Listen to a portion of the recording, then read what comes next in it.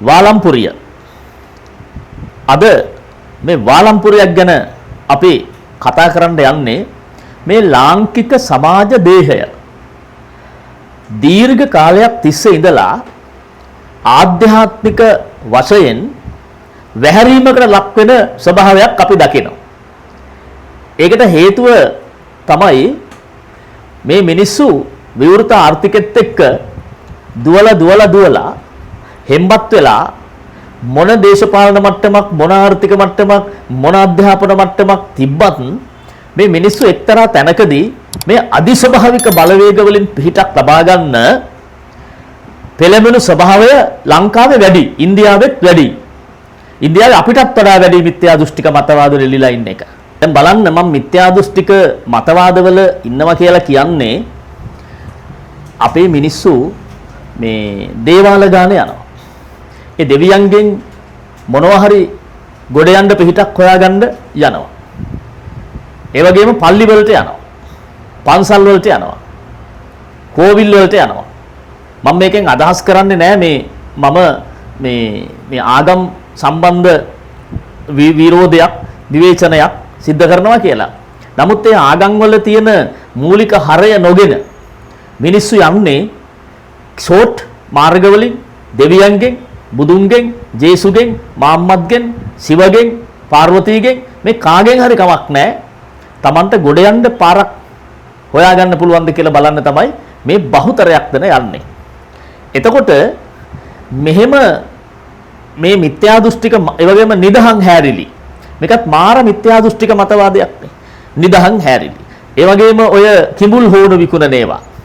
එතකොට අතීතයේ ආවර පරණ පිඟම් වගේ දේවල් ජොන්සන් පිඟම් වගේ දේවල් හොයලා පරණ බඩු ලොකු ගණන් වලට විකුණන්න පුළුවන් කියලා. ඒ අතරතුර මේ වාලම්පුරිය සම්බන්ධෙනුත් ලොකු වටිනාකමක් නැත්තම් ලොකු මේ අලෙවි කරගන්න වාලම්පුරියක් තියෙනවා නම් ඒවා වමට කැරකිච්ච තියෙනවා ඒවා දකුණට කැරකිච්ච තියෙනවා මේ කොයි පැත්තට හරි කමක් නැහැ කැරකිලා තියෙන වාලම්පුරියක් පොදුවේ ගත්තම මේක ඇත්තරම මොහුදු ජීවියෙක්ගේ බාහිර ආරක්ෂණයක්. මේක මේ කැල්සියම් ඝන වෙලා හැදිච්ච බාහිර ආවරණයක්. එතකොට මේ සමහර අය විශ්වාස කරනවා මේ බාලම්පුරියක් නැත්තම් මේ මොහුදු ජීවින් මේ මොහුදු බෙල්ලෙක්ගේ බාහිර ආවරණයක් ළඟ තබාගෙන පුද සත්කාර කිරීම හරහා දුන් ඇල්ලීම් හරහා ඒ අයගේ ඒ ගෙදරට මහා ලොකු ධන දාන්න සැප සම්පත් ලැබෙනවා කියලා. එතකොට මෙහෙම මිත්‍යා දෘෂ්ටික මතවාද බහුතරයක් පිරුණු බහුසාස්කෘතික බහුජාතික බහුවාර්ගික සමාජයක තමයි අපි ගෝත්‍රවාදී ආකල්ප වලින් පිරිච්ච බහුතරයක් ජීවත් වෙන රටක තමයි අපි මේ ජීවත් වෙන්නේ. විශේෂයෙන්ම පක්ෂ වශයෙන් බරපතලව බෙදිච්ච කුල වශයෙන් බරපතලව බෙදිච්ච පන්ති වශයෙන් බරපතලව බෙදිච්ච ඒ වගේම මිත්‍යා දෘෂ්ටික බරපතල විදිහට මිත්‍යා දෘෂ්ටික මතවාදවල පොදුවේ ගත් කල මහා සරුවත්‍ර කුලකයක් විදිහට ජීවත් වෙන මේ ජන සමාජයක් ජීවත් වෙන රටක තමයි අපි ජීවත් වෙන්නේ. ඒ තමයි ලංකාව. එතකොට මේක ඇතුලේ ඇත්තටම කිව්වොත් ලංකාව පට්ට වාලම්පුරියක්. මේක ඉන්නවා පුදුම මේක මාර වටිනාකමක් තියෙන රටක්. මේක ජීවත් වෙන සත්වයෝ ජීවියෝ ඔක්කොම මිනිස්සු ඇතුළු මාර වටිනාකමක් තියෙන කොටසක්. හැබැයි ප්‍රශ්නේ තියෙන්නේ මේ මිනිස්සුන්ගේ ධාරිතාවයට කැපැසිටි එකට මේ මිනිස්සුන්ගේ ටැලන්ට් එකට හොඳ බයලා නැති එක. ඒ නිසා මේ ලංකාව වාලම්පුරියක් කියලා අපිට සලකන්න පුළුවන්. මොකද මේ වාලම්පුරිය නිසා ගොඩගිය පට්ට දේශපාලන නායකයන් පාර්ලිමේන්තුවේ 225 ගානෙත් පත් වෙච්ච ජනාධිපතිවරු අගමැතිවරු නිදහසින් පස්සේ බලයටපත් වෙච්ච සියලු දෙනා මොකද මේක කලින්ම සුද්ධ තමයි මේ නැත්තම් චෝලයෝ පාණ්ඩයෝ කේරළයෝ පෘතුගීසි ලන්දේසි ඉංග්‍රීසි මේ ආපු සෙට් එකම ආවේ මේ ලංකාව කියන වාලම්පුරිය මාර වටින හින්දා. එතකොට මේ වටිනාකම නිසා තමයි මේකට බැස්සේ. ශ්‍රී ලංකාව කියන මේ වාලම්පුරිය හරි වටිනවා. ඒ හින්දා මේක ගන්න කාලෙකදී චෝලය වෙනවා. කාලෙකදී කේරළ වෙනවා. කාලෙකදී පාණ්ඩ්‍ය වෙනවා. තවත් කාලෙකදී පෘතුගීසි වෙනවා. තව කාලෙකදී ලන්දේසි වෙනවා. තව කාලෙකදී ඉංග්‍රීසි වෙනවා. මේ ජාතීන් බර සෙට් එකක් මේ ලංකා දරණිතලයට ආවේ මේක හෙනම වටිනා වාලම්පුරයක් හින්දා. උන්ගෙන් කොහොම හරි නිදහස අරගත්තට පස්සේ 48 ඩීඑස්ලා, ඩඩ්ලිලා, බණ්ඩාරනායකලා, සිරිමාලා, ඊට පස්සේ ජයවර්ධන, ආර් ප්‍රේමදාස, ඊළඟට ඩීබී විජේතුංග පහළ වෙච්ච අහම්බෙන්, ඊළඟට චන්ද්‍රිකා බණ්ඩාරනායක කුමාරතුංග, ඊළඟට මහින්ද රාජපක්ෂ, ඊළඟට සිරිසේන ජනාධිපතිතුමා, ඊළඟට ආවනේ ගෝඨාභය රාජපක්ෂ, ඉන්පස්සේ අනුප්‍රාප්තික රනිල් වික්‍රමසිංහ, ඊට පස්සේ මහා ජනවරමක් අරගෙන ආපු කවුද? මේ අපේ අනුර කුමාර දිසානායක, තමුත්තේගමෙන් පහළ වෙච්ච ජනාධිපතිවරයා, පුනරුද ජනාධිපතිවරයා දක්වා දීර්ඝ ගමනක් අපි ආවා.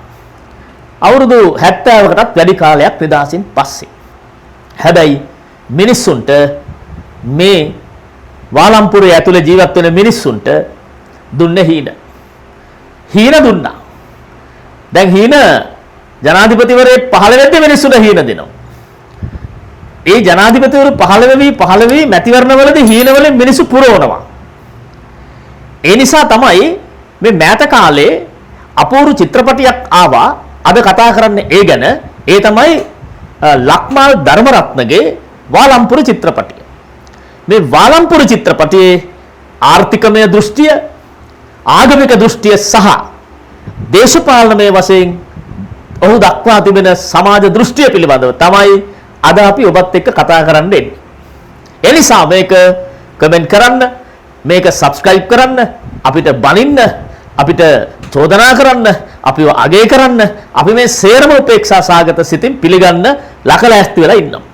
අපි බලමු මොකද්ද මේ වාලම්පුරිය කියන්නේ? චිත්‍රපටිය කියන්නේ මොකක්ද? වාලම්පුර චිත්‍රපටියට පසුබිම් වෙච්ච කතාව මොකක්ද?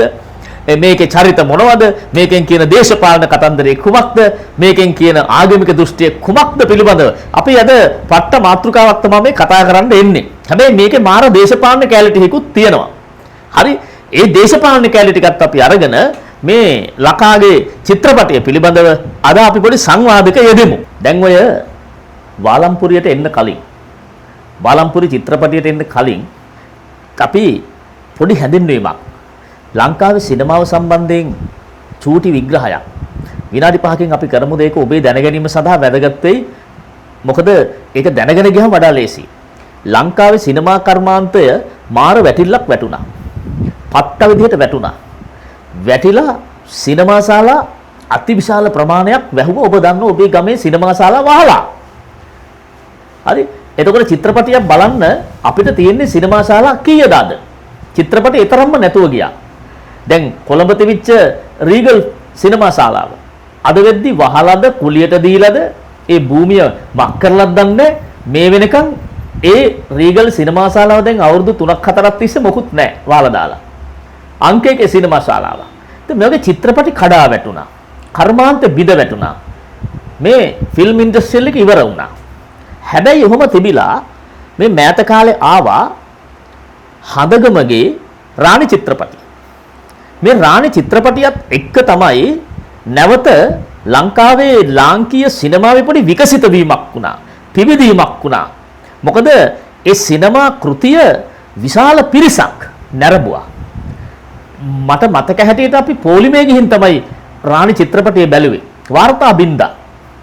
හදයට එච්චර දවසක් සිනමා කර්මාන්තයේ නියලිලා හිටපු ඔහුට බොහෝ දෙනෙක් හදයාගේ චිත්‍රපටි තේරෙන්නේ මේවා අදි ස්වභාවික තත්ත්වයකන, මේවා අදිතාත්වික තත්ත්වෙන් වගේ තිබුණා. ඒ නිසා ගොඩක් චෝදනා කරා. දයාගේ විදූ ගත්තත්, අක්ෂරේ ගත්තත් මේ වගේ ඒ හදයාගේ චිත්‍රපටි වලට ලොකු විවේචන ආවා. මොකද හදයා තිබුණු සමාජ සංස්කෘතික පුරුෂාර්ථයන් නිර්දය ලෙස ඒ පුරුෂාර්ථ විවේචනය කරා පමණක් නොවේ, නිරන්තරයෙන් ඒ පුරුෂාර්ථත් එක්ක ගැටෙන්න තමයි චිත්‍රපටි කලාව නිර්මාණය කළේ. හැබැයි ඊට පස්සේ හදයගෙන් ආපු මේ අපේ සිනමාවේ අලුත් පිම්ම, රාණිහරා ඇතිවෙච්ච පිම්ම ආයේ ඊළඟට ඒ අර රිලේ දුවනකොට අපි දෙනවනේ අපේ බැටන් එක වෙන කෙනෙකුට. මේක අරගෙන ඊළඟට දිව්වා නෙළුම්කුළුන. නෙළුම්කුළු චිත්‍රපටිය තාම දුවනවා. ඒතර මේ අන්න තව පිම්මක් පැන්නා. ඊළඟට දැන් ආයෙ පාරක් ලක්මාල් ගියාවා මේ අපි කතා කරනද වාලම්පුරිය. දැන් මේ ලංකාවේ සමාජ ආර්ථික දේශපාලන හරස්කඩක් තමයි මේ හැම චිත්‍රපටයකින්ම ගත්තේ.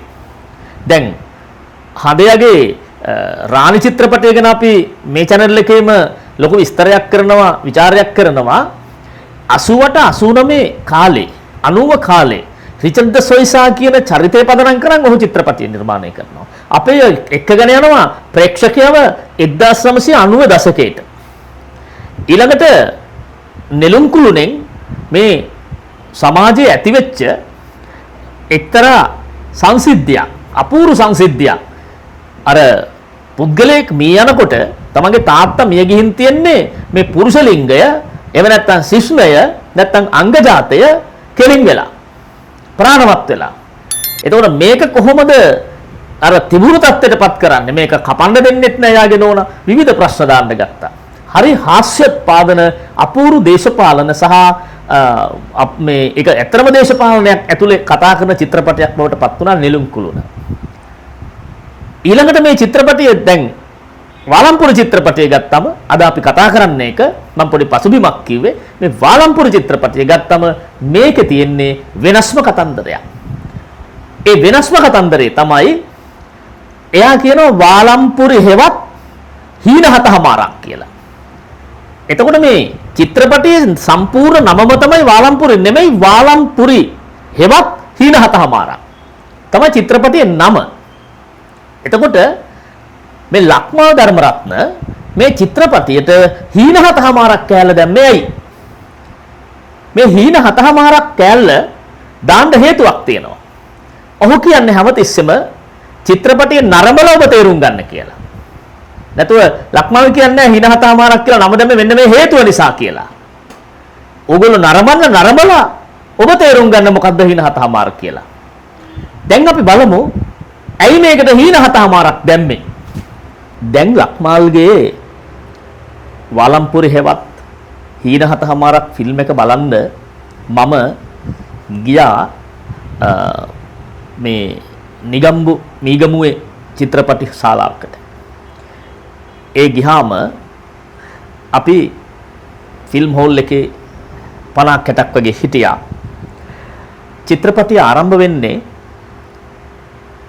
1948 නිදහස ලබා ගත්තට පස්සේ පළමු කතාව කරන ඩී.එස්. සේනානායක ජනාධිපති අගමැතිවරයාගේ කතාවක් යනවා පසුබිමෙන් black and white වලින්. එතකොට වර්තමානයේ ඔය වාලම්පුරිය හා බැඳිච්ච ප්‍රශ්නය නිර්මාණය වෙන අපේ චරිත ටික ඒ කැරක්ටර්ස් ටික ඒ පාත්‍ර වර්ගයාගේ එක එක සිද්ධි ටික චිත්‍රපටියේ වර්තමානයේ කලර් රූප වලින් පෙන්වන්න පටන් ගන්නවා. දැන් ඩී.එස්. ගෙන් පස්සේ මේවා වේගෙන් ගමන් කරන රූප ශනිකව යනවා එස්.ඩබ්ලිව්.ආර්.ඩී. බණ්ඩාරනායකට අගමැතිවරයාගේ කතාවක් යනවා. මේ රටේ දුප්පත්කම නැති කරන හැටි, මේ රටේ තරුණයන්ගේ ප්‍රශ්න විසඳන හැටි ඔන්න කතා කරනවා. එයාගෙන් පස්සේ යනවා බණ්ඩාරනායක මැතිනි සිරිමාව බණ්ඩාරනායක මැතිනිය අගමැති වෙලා තරුණ ප්‍රශ්න ගැන කතා කරනවා යා. දැන් මේ බ්ලැක් ඇන්ඩ් වයිට් මේවා යනවා. ඒ අතරතුර යනවා චිත්‍රපටියේ වර්තමාන චරිත ටික ගමන් කරන විදිය. ඒගොල්ලන්ගේ ප්‍රශ්න කෙනෙක් බුදු පිළිම විකුණනවා. කෙනෙක් ආන්ජලෝ සැලුන් එක දාගෙන කොණ්ඩ කපනවා. තව එක්කෙනෙක් ඩෙඩ්ඩු බලා ගන්න අය හොයලා දෙන්න ඉස්පිරිතාලේ ගාව කටයුතු කරනවා මේ චිත්‍රපටයේ ප්‍රධාන චරිතය සිඩ්නි. ඊළඟට බණ්ඩාරනායක මැතිනියගෙන් පස්සේ ඊළඟ චරිතය එනවා කවුද? ජේ.ආර්. ජයවර්ධන. ධර්මිෂ්ඨ රාජ්‍ය සංකල්පය හඳුන්වා දීපු කෙනා. එයාත් කතා කරන්නේ මේ රටේ මිනිස්සුන්ගේ ප්‍රශ්න, තරුණයන්ගේ ප්‍රශ්න විසඳන්න ඕන කියන කාරණේ. දුප්පත්කම නැති කරනවා කියන කාරණා. ඊළඟට ජේ.ආර්. ජයවර්ධනගෙන් පස්සේ ආර්. ප්‍රේමදාස කතා කරනවා. ඒත් මේ තරුණයන්ගේ ප්‍රශ්න, රැකියා ප්‍රශ්න, දුප්පත්කම නැති කිරීම මේවා තමයි කතා කරන්නේ. ඊළඟට එනවා ප්‍රේමදාස මහත්තයාගෙන් පස්සේ චන්ද්‍රිකා කුමාරතුංග විධායක ජනාධිපතිතුමිය පළවෙනි. එතුමිය කතා කරන්නේ මේ තරුණයන්ගේ ප්‍රශ්න ඉවර කරනවා කියලා. අන්න ඊළඟට එනවා එයාගෙන් පස්සේ මහින්ද රාජපක්ෂ එතුමා කතා කරන්නේ බොහොම හැඟීම්බරව මේ තරුණයන්ගේ ප්‍රශ්න විසඳනවා කියන කාරණේ. දැන් බලන්න වාලම්පුර චිත්‍රපටිය ආරම්භ වෙන්නේ මෙන්න මේ 1948 ඉඳලා ඡන්දෙන් පත් වෙච්ච අගමැතිවරු සහ ජනාධිපතිවරු 7 දෙනෙක් මේ ලංකාවේ තරුණයන්ගේ ප්‍රශ්න විසඳන්න සිහින දීපු හැටි. දැන් මා මේ තේරුම් ගත්ත විදිය හින හතාමාර මමයි එහෙමයි හදාගත්තේ. ලක්මාල් කිසිම තැනක කියන්නේ මේක තමයි හින හතාමාර කියලා. මේ බලපු ප්‍රේක්ෂකෙක් විදිහට මා මේක ග්‍රහණය කරගත්තේ. මට වැදුනේ මෙන්න මේක තමයි හින හතාමාර. මොකක්ද? මේ රට නිදහසින් පස්සේ ඩී.එස්. සේනානායක හින දෙනවා. ඊළඟට එස්.ඩබ්ලිව්.ආර්.ඩී. බණ්ඩාරනායක සීන දෙනවා. ඊළඟට යාගේ බිරින්ද සිරිමාව බණ්ඩාරනායක මැතිණිය සීන දෙනවා. 3යි. ඊළඟට 4 වෙනියා එනවා ජේ.ආර්. ජයවර්ධන එතුමා හීන දෙනවා. ඊළඟට 5 වෙනියා කවුද? ප්‍රේමදාස ජනාධිපතිවරයා හීන දෙනවා. 6 වෙනියා චන්ද්‍රිකා බණ්ඩාරනායක කුමාරතුංග හීන දෙනවා. 7 වෙනියා මහින්ද රාජපක්ෂ හීන දෙනවා. හැබැයි මේ චිත්‍රපටියේ එච්චරයි. එතනින් එහාට ජනාධිපතිවරු අගමැතිවරු පත් වෙන්න කලින් තමයි චිත්‍රපටිය ෂූට් කරන්නේ. ඒ නිසා එහෙම වුණා නම් තව හීන 10ක් විතර එන්න ඕන මේකට. අර 7 දෙනාගෙන් තමයි හීන 7මාර එන්නේ. එතකොට 48 ඉඳලා 2015 වෙනකම් මේ රටේ ජනාධිපතිවරු අගමැතිවරු මේ සෙට් එකම මේ රටේ මිනිස්සුන්ට හීන දුන්නා. මේ රටේ මිනිස්සුන්ට හීන දීලා අපි දුප්පත්කම නැති කරන්නම් තරුණයන්ගේ ප්‍රශ්න විසඳන්නම් කිව්වා. හැබැයි අද 2025 මේ චිත්‍රපටිය 2025 සමාජයට එද්දී අදත් මේ රටේ ප්‍රශ්න විසඳ ගන්න බැරුව තරුණයන්ගේ අධ්‍යාපනය මදිකම නිසා තරුණයන්ව පාවිච්චි කරලා දේශපාලඥයන් විසින් ඒගොල්ලන් අදටත් දරිද්‍රතාවයෙන් පෙළෙන නිසා ඒ අය ජීවිතේ ගොඩ දාගන්න කොහේ හරි ෂෝට් කට් එකක් හොයමින් ඉන්නවා. එතකොට 48 ඉඳලා 2025 දක්වා මේ ආපු දීර්ඝ කාල පරිච්ඡේදය තුල සෑම ජනාධිපති කෙනෙක්ම මේ රටේ කෝටි දෙකක ජනතාවට සිංහල දෙමළ මුස්ලිම් බර්ගර් සියලු ජනතාවට දුන්න හීන. ඒ හීන අද වෙනකනොත් හීන මිනිස්සු හීනව ගන්න හරි ආසයි. මේ රටේ මිනිස්සු හීනවලට පුරුදු වුණා. දැන් බලන්නකෝ මේ වර්තමානයේ 2024 අවුරුදු 60කට පස්සේ මේ රටේ ජනතාව මාර ෆයිට් එකක් දීලා පෙරුම් පුරලා ගෝඨාභය රාජපක්ෂ පළවා හැරලා රනිල් වික්‍රමසිංහ පළවා හැරලා මේ රටේ ජනතාව පත් කරගත්ත තමුත්තේගමින් නායකයෙක් අනුර කුමාර දිසානායක. ඔහු දුන්නා මාර හීන ගොඩක් දේශපාලන අර අපේ දේශපාලඥයෝ හැම කාලෙකම ගේනවනේ එක එක දේශපාලනයේදී දාන අර මේ අපි එකට කියන්නේ මේ අර තමන්ගේ දර්ශනයක් ඒකේ මහින්ද ගෙනා මහින්ද චින්තන. එතකොට රනිල් වික්‍රමසිංහ ගෙනාවා මේ නැගිටිමු ශ්‍රී ලංකා පුළුවන් ශ්‍රී ලංකා වගේ මට මතක හැටියට එවැනි දෙයක්. එතකොට මෙතුමා ගෙනාවා පොහොසත් රටක් ලස්සන ජීවිතයක්. ලස්සන වාක්‍යයක්. කවුරුත් පොහොසත් රටට කැමති වුණා. කවුරුත් ලස්සන ජීවිතයකට කැමති වුණා. ඒ නිසා අදටත් අපේ ජනාධිපතිවරයා අනුර කුමාර ජනාධිපතිවරයා පුනරුද ජනාධිපතිවරයා අදටත් සිහින දෙනවා. ඉතින් මිනිස්සු හිතුවා අර ජනාධිපතිවරු අගමැතිවරු දුන්න හීන යථාර්ථයක් කරගන්න නොහැකි වුණත් මේ වර්තමාන ජනාධිපතිවරයාගේ විසින් අනේ මේ රටේ ජනතාවගේ හීන මල්පල ගන්වාවි යථාර්ථයක් කරා. ලක්මල් ඇත්තටම වෙලාවට තමයි මේ ඔය 2015ට කලින් වගේ මේ චිත්‍රපටිය රූගත කිරීම සහ ඒ වැඩ පටන් ගන්න ඇත්තේ. මොකද 2025 වෙනකන් හිටියානම් හීන 7මාර හීන 9මාරක් විතර වෙනවා. ඇයි? තව ජනාධිපතිවරු පත් වෙලා ඉන්නවනේ. ඉතින් ඒ නිසා මේ හීන 7මාර කියන එක හරි අපූර්වට යා ගේනවා 48න් පස්සේ මහින්ද රාජපක්ෂ දක්වා ආපු මේ ජනාධිපතිවරු මිනිස්සුන්ට දීපු හීන කවදාවත් එළියුන්නේ නැහැ. 2025 මේ මිනිස්සු හීන වලට රැවටෙනවා. අනාගතෙත් රැවටෙනවා. ඒක හරි ලස්සනට පෙන්නනවා මේ වාලම්පුර චිත්‍රපටියේ ප්‍රධාන චරිත වෙච්ච සිඩ්නිගේ චරිතය වටා කැරකෙන සරත් කොතලාවල නිරූපණය කරන චරිතය. එතකොට වාලම්පුරිය හම්බ වෙනවා දැන් මෙතන වාලම්පුරිය විකුණ ගන්න ලොකු අරගලයක යෙදෙන්නේ චිත්‍රපටි බලද්දී ඔබට තේරෙයි ලොකු අරගලයක යෙදෙන්නේ මේ සමාජයේ පහළම ස්තරයේ ඉන්න සෙට් එකක්. මේගොල්ලන්ගේ වෘත්තිය තමයි මේගොල්ලෝ රැට ටීටර් පෙන්නනවා. ඒ කියන්නේ අර ඉස්සර කන්ද ගෙදර කියලා එකක් තිබුණා. රෑ ගම්වල ඔය එක එක රජ කතා අරගෙන ඒ රජ කතා පෙන්නනවා ටීටර් මඩු ගහගෙන. ඒක බලන්න ලොකු පිරිසක් එනවා පොඩි ටිකට් එකක් අරන්. ඉස්සර අපේ ඔය ගම්වලත් කන්ද ගෙදර කියලා එකක් පෙන්නුවා. ඒතකොට සතියක් විතර පෙන්නනවා. ඒකේ එක එක රජ කතා තමයි පෙන්වන්නේ. ඉතින් ඒ රජ කුමාරවරුන්ට අදිනවා, රජ කුමාරියන්ට අදිනවා. එතකොට කඩු සටන් තියෙනවා. ඉතින් අපේ මිනිස්සු මේවා බලන්න යනවා. දැන් මේ වාලම්පුරි චිත්‍රපටියේ ප්‍රධාන චරිත 4-5 මෙන්න මේ ටීටර් කණ්ඩායම. මේ සරත් කොතලාවල මහත්තයා ඉන්නවා. එතකොට අපේ සිද්ධි මහත්තයාගේ චරිත නිරූපණය කරන මේ ඒ කැරක්ටර් එකේ ඉන්නවා. එතකොට දුමිදු දොඩන්තැන්න තමයි මේ ටීටර් කණ්ඩායමේ නායකයා. අයට තමයි ටිකක් සල්ලි තියෙන්නේ. ඒතර මේ අය 4 දෙනා 5 දෙනෙක් ඉන්නවා. මේ 5 දෙනා තමයි මේ චිත්‍රපටියේ මේ අර රැකියාවක් කරගන්න බැරි ඒකට ආදායම් මාර්ගය අධ්‍යාපනයක් නැති ඒ නිසා අසංවිධිත වෙච්ච රැකියාවල නිරත වෙනවා. එක්කෙනෙක් සැලුන් එකක් කරනවා. සැලුන් එක වැඩ කරනවා. තව එක්කෙනෙක් මොකද කරන්නේ? බුදු පිළිම සරත් කොතලාවල බුදු පිළිම විකුණනවා. මේ සුද්දන්ට එක එක උපක්‍රම පාවිච්චි කරලා බුදු පිළිමයක් දෙකක් විකුණ ගන්නවා දවල්.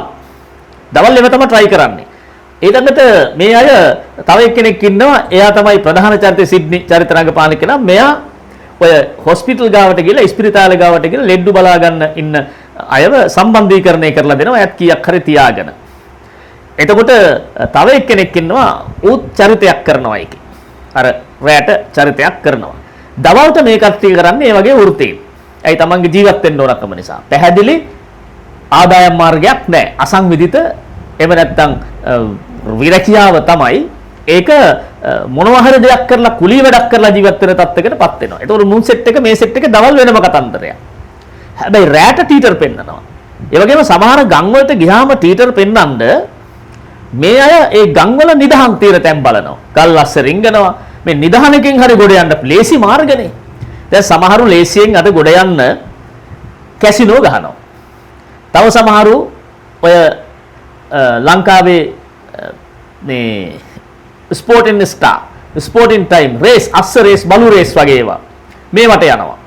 තව සමහරු ප්‍රාථමිකම සෙට් එක ගම්වල හොරෙන් බూరు ගන්නවා.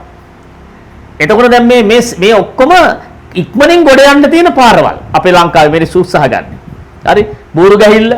එතකොට බාලසූරිය මහත්තයයි තමයි ස්පෝර්ටින් ටයිම්ස් එක පවත්වාගෙන යන්නේ. ලංකාවේ සාමාන්‍යයෙන් ඔය 15ම පන්තියේ ඉන්න නාට්‍යාමිගේ ඉඳලා සාමාන්‍ය ගුරුවරයා දක්වා ඉන්න සෙට් එක ඔය මේ යනවා සූදු කෙලින්ද ඔය බෙටින් සෙන්ටර් වලට. එතකොට අනිත් එක්කෙනා තිලංග සුමිතිපාල ස්පෝර්ටින් ස්ටාර් එක පවත්වාගෙන යනවා. එතකොට ඒ දෙන්න බලාපොරොත්තු වෙනවා මේ ලංකාවේ සමාජයේ ඉන්න මේ අර නාට්‍යාමිගේ ඉඳලා ඉන්න සමාජ ස්තරයෙන් මුදල් ටික කොල්ල කන්න සූර ගන්න අර සූදු සෙන්ටර් ටික දාලා. ඊළඟට ධම්මික පෙරේරා මහත්තයා ඉන්නවා සමාජයේ ඉහළම පන්තියේ ඉන්න සෙට් එක ගන්න ගන්නවා කැසිනෝ වලට. ඒක ලංකාවේ දැන් නම් විශාල කැසිනෝ ශාලා ප්‍රමාණයක් දැන් පවත්වාගෙන යනවා. මේකට විදේශ රටවල කට්ටියත් මුදල් ආයෝජනය කරලා තියෙනවා. එහෙම එනවා. නමුත් මේ සියල්ලම ෂෝට් පාරවල් වලින් නැත්තම් කෙටි මාර්ග වලින් ගොඩ යන්න තියෙන දේවල්. එතකොට මේ වගේ තමයි වාලම්පුරියත්. දැන් මේ 4 දෙනා බලාපොරොත්තු වෙන්නේ. දැන් ඇයි මේ මිනිස්සු කෙටි පාර වලින් ගොඩ යන්න හදන්නේ? මේ චිත්‍රපටයේ පසුබිම් වෙලා තියෙන මේ 5 දෙනා මේ වාලම්පුරිය විකුණලා ගොඩ යන එක එන්නේ අහම්බයක් ලෙස. මොකද මිනිසුන්ගේ ජීවිතේ සාර්ථක හෝ අසාර්ථක භාවයේ තීන්දුව වෙන්නේ ඔවුන්ට ජීවිතේ අහඹු ලෙස හම්බ වෙන චරිත සහ අහම්බෙන් මුහුණ දෙන්න සිද්ධ වෙන සිදුවීම් එක්ක.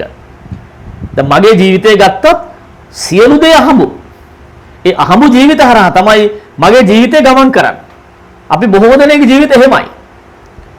අහඹු සිදුවීම් සහ අහඹු පුද්ගලයන් මුණ ගැසී. දැන් මේ චිත්‍රපටියේ මේ 4 දෙනා මේ 5 දෙනා ප්‍රධාන චරිත පහ අර ටීටර් පෙන්න රැයට ඉඳලා දවල්ට නිදහන් හොයමින් ඉඳලා ඒවත් අසාර්ථක වුණාට පස්සේ මේ කට්ටිය ඉන්නකොට ඔන්න සාමි කෙනෙක් එනවා. දෙමළ සාමි කෙනෙක්. සාමි කියන්නේ කෝවිල් වල ඉන්න මේ පූජකයෝනේ. මේ පූජකයා ඇවිල්ලා කියනවා ඒකට චරිතය නිරූපණය කරන්නේ අපි ඔහුට ගරු කරනවා ලංකාවේ ඉදිරියේ හිටියානම් ජීවතුන් අතර හිටියානම් මහා දැවැන්ත නළුවෙක් බවට පත් වෙන කෙනෙක් හොඳ කලාකරුවෙක්. සාමි මේ අයව තේරුම් අරගෙන මේ 5 දෙනාව තේරුම් අරගෙන සාමි ඇවිල්ලා කියනවා මෙහෙමයි මේ හොඳ බඩුවක් තියෙනවා විකුණගත්තොත් කෝටි ගණක් හොයන්න පුළුවන් කෝටි 4-5ක් හම්බෙනවා. අන්න මේ දවල්මිගේ රෑ දනියල් කරපු සෙට් එකට මේ සමාජයේ බොරුවක් කරලා වංචාවක් කරලා කපටිකමක් කරලා රඟපෑමක් කරලා මොනවා හරි දෙයක් කරලා ජීවත් වෙච්ච අරමුණක් නැති හෙට දවසක් නැති අද දවසේ ජීවත් වෙන මේ මිනිස්සුන්ට අන්න සාමේ හීනයක් දෙනවා ඇවිල්ලා. මොකද දෙන්නේ වාලම්පුරේ කේස් එකක්. මෙන්න මේ වාලම්පුරිය මිලදී ගැනීමට කණ්ඩායමක් සම්බන්ධ කරලා මේ කණ්ඩායම එතෙන්ට දැක්කවත් වාලම්පුරේවත් දැක්කවත් නැති මේ 5 දෙනා අවසානයේ ලොකු ඛේදවාචකයකට පත් වෙනවා. ඒ ඛේදවාචකය හරහා දිවෙන කතාව තමයි මේ වාලම්පුරි කතාව පුරාම දිවෙන්නේ. එතකොට මේකේ තියෙනවා ලක්මාල් ධර්මරත්න මේකේ ගේනවා මේ ආගමික දෘෂ්ටිය. මොකද මේ වාලම්පුරිය නිසා මේ අය මේ තණ්හාවෙන් බැඳිලා මේ කීප දෙනා අවසානයේ එක්කෙනෙක් මරණයටපත් වෙනවා මේ තෘෂ්ණාව නිසා. එතකොට මේ තණ්හාව පිළිබඳව සංකල්පය ලක්මාල් මෙතන මතු කරන එක පැත්තකින්. අනිත් පැත්තෙන් ඔහු දැඩි ලෙස මේ ලංකාවේ දේශපාලනය ව්‍යංගාර්ථයෙන් පත්ත විදියට විවේචනය කරනවා. ඒක තමයි හීන හතමාර. අනිත් පැත්තෙන් ඔව් තව දෙයක් කියන මොකද මේ චිත්‍රපටයේ පැය දෙකමාරක්. අනිත් පැත්තෙන් මේ ලංකාවේ කූට ජාවාරම් කරුණ තමයි වෙළඳපොළ ආර්ථිකය ඇතුලේ මේ ධනේශ්වර ආර්ථිකයේ ක්‍රමය ඇතුලේ මේ මිනිස්සුන්ට ගේම කියන එක හැම කෙනාම ගේමක් ගහනවා ජීවත් වෙන්න කියන එක මේ තමන්ගේ එකට ඉන්න එක මේ මුදල් ඉදිරියේ මේ වෙළඳපොළ ක්‍රමයේ ඉදිරියේ ගේම ගහන්නේ මිනි මරලා හරි කමක් නැහැ තමන්ගේ අරමුණ කරා යාම නැත්නම් තමන්ට සල්ලි එකතු කර ගැනීම සල්ලිම තමයි මෙතන තියෙන්නේ. මොකද ඒක නියමෙටම පැහැදිලි කරනවා වෙන අවස්ථාවක් තමයි මෙයාගේ චිත්‍රපටයේ පොලිසියේ ඉහළ නිලධාරියාගේ ප්‍රධාන චරිතය. දැන් ඔහු සහ මේ 15ම පන්තියේට අර 5 දෙනා වාලම්පුරේ විකුණ ගන්න වාලම්පුරේ අරගෙන කොළඹ ඇවිත් ගෙදරක් කුලියට අරගෙන මේකේ කකා බෙබි ඉද්දී අවසානයේ මේ වාලම්පුරිය අතුරුදහන් වෙනවා. මේ වාලම්පුරිය හොරකම් කරනවා. විකුණන්න ඇවිල්ලා එතන ඩීල් එක ගේමක් බවට පත් කර ගන්නවා. පස්සේ මෙතනදී මේ අවසානම කොටස චිත්‍රපටි අවසානම කොටසේ ලස්සන දෙබස් ටිකක් ලක්මාල් කියනවා. මේ දෙබස් තමයි ලංකාවේ ඉහළ නිලධාරීන්ගේ ඛේදවාචකය තමයි ලක්මාල් කතා කරන්නේ. මොකද්ද කියන්නේ?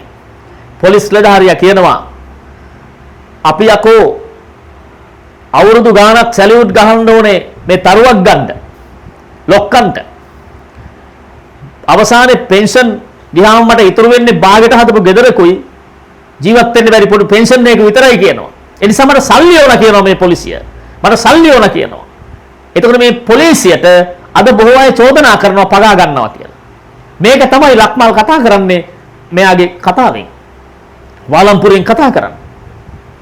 එනිසා මේ අයට ජීවත් වෙන්න සුදුසු වටපිටාවක් පගා නොගන්න, අල්ලස් නොගන්න, හොරකම් නොකරන, මගඩි නොකරන, ෂෝට් කට් හොයන්නේ නැති සමාජයක් නිර්මාණය කරගන්න 48 ඉඳලා මේ වෙනකම් පත් වෙච්ච එකම පඩත්තර ජනාධිපති කෙනෙකුටවත් අගමැති කෙනෙකුටවත් තාම බැරි වුණා කියන එක ඉදිරියේ පත් වෙන සියලු ජනාධිපතිවරුත් අගමැතිවරුත් මේ ලංකාවේ ජනතාවට හීනම දෙනවා කියන කාරණේ තමයි ලක්මාල් ධර්මරත්න මේ චිත්‍රපටයෙන් කියන්න උත්සාහ ගත්තේ. ඒ සඳහා ඔහු පාවිච්චි කරලා තියෙන චරිත ටික, ඒ චරිත ගමන් කරන විදිය, ගැටෙන විදිය, පාවිච්චි කරපු දෙබස් හරිම අපූර්වයි. හරිම අපූර්වයි.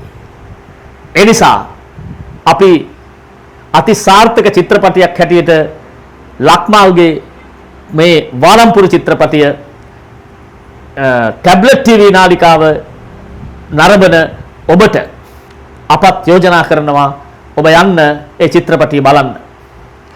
ඒ වගේම තමයි මේ ලක්මාල් කියපුවම ඔබට මතක් වෙනවනේ ඔබ අපි සියලු දෙනා මේ ඉවසිල්ලක් නැතුව බලන් හිටපු ටෙලිනාට්‍ය කූඹිය ටෙලිනාට්‍ය.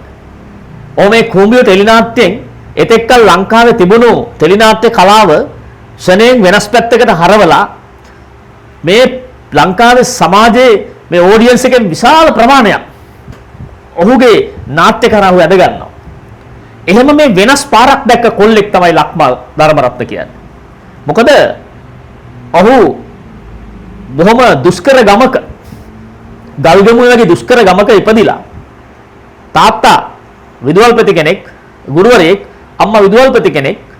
එනිසා මේ ඒ කාලේ රජේ ගුරුවරු කියපුවාම අදත් එහෙමයි. අදට වඩා එදා ඉස්ලාම් පරිගන්නේ ගුරුවරුන්ගේ රජයේ සේවකයන්ගෙන් ආණ්ඩු මාරුණු ගමන් ඒ අය තැන් තැන් වලට මාරු කරනවා. එතකොට අර බල්ලෝ ටිකත් ඇදගෙන, පෝසෝ ටිකත් ඇදගෙන, ගෙදර තියෙන බරු ටිකත් ඇදගෙන අර දරුවන්ගේ ඉස්කෝලත් මාරු කරගෙන ඒ තැන් වලට තාත්තා මාරු වෙද්දි ළමයිත් යනවා. අන්න එහෙම දේශපාලනයක් තමයි අතීතේ තිබුණේ. ඉතින් ලක්මාල් ධර්මරත්නත් ඒ ප්‍රශ්නෙට මුහුණ දෙන්න වුණා. එහෙම ගිහින් කැරකිලා තමයි ලක්මාල් මේ කොළඹ ප්‍රදේශයට එන්නේ. ඔව් උසස් පෙළ ජීව විද්‍යාව විෂය ඉගෙන ගන්නේ වෛද්‍යවරයෙක් වෙන්න බලාගෙන. හැබැයි ඒ කාලේ තාත්තා මේ යනවා මේ එක්සෑම් එක කිට්ටුව. ඒ මේ යද්දි මොකද වෙන්නේ? ඔහුට විශ්වවිද්‍යාලයට මෙඩිකල් ෆැකල්ටි එකට යන්න ලකුණු කීපයක් මදි වෙච්ච නිසා ඔහු තිබුණු ප්‍රශ්නත් එක්ක ඒ වෛද්‍යවර සිහිනය අමතක කරලා දාලා ලක්මාල් මං හිතන්නේ මේ ලංකාවේ මිනිස් සුන්ගෙන් පිරිච්ච මේ මිනිස් වනයේට ඔහු බැස්සා. එහෙන් තමයි මේ ලක්මාල් ධර්මරත්න කියන අධ්‍යක්ෂකවරයා නිර්මාණය වෙන්නේ. මේක ඇතුලෙන් තමයි ඔහු බිහි වෙන්නේ.